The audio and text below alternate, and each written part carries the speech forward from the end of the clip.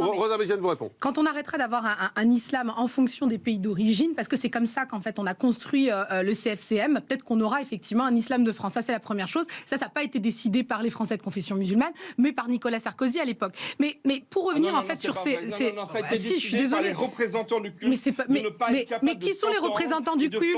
Vous parlez à des gens en fait qui sont effectivement issus de l'immigration, alors que vous avez des gens aujourd'hui qui sont français et qui sont musulmans. Donc elle est là la vraie question. Pourquoi aujourd'hui les représentants du culte musulman mais ils ne se sont pas dotés d'un islam de France. Non mais ils ne se sont pas. Je crois qu'il ne vous a pas. Non mais vous êtes conscient qu'il n'y a pas de clergé en fait en islam? Vous êtes conscient en fait qu'on n'est pas dans une religion pyramidale?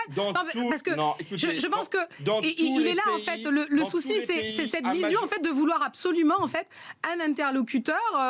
Choisissez le meilleur d'entre vous et donnez-le nous en interlocuteur. Je crois que ça a été une bêtise pendant des années. Et pour revenir, Attendez, Michel. Pour revenir en fait sur vos chiffres, il faut voir la question comment elle est posée. Moi, je suis désolée, mais à chaque fois que je pose cette même question à des personnes qui se revendiquent du catholicisme ou du judaïsme, ils vous expliquent que pour eux, les lois de leur religion sont au-dessus des lois de la République. Ça ne veut pas dire qu'ils sont en opposition avec les lois de la République. Vous demandez, est-ce que vous préférez Jésus ou Macron, à votre avis?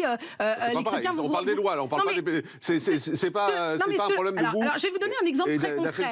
Vous pouvez très bien avoir... Non, mais juste, je vous prends un exemple concret pour que ce soit parlant. Je vous prends un exemple concret pour que ce soit parlant. Vous pourrez très bien être musulmane ou chrétienne, refuser la question de l'avortement, et pourtant, ne pas obliger les autres de ne pas avorter. C'est ça en réalité. Alors, quand on dit que... Michel.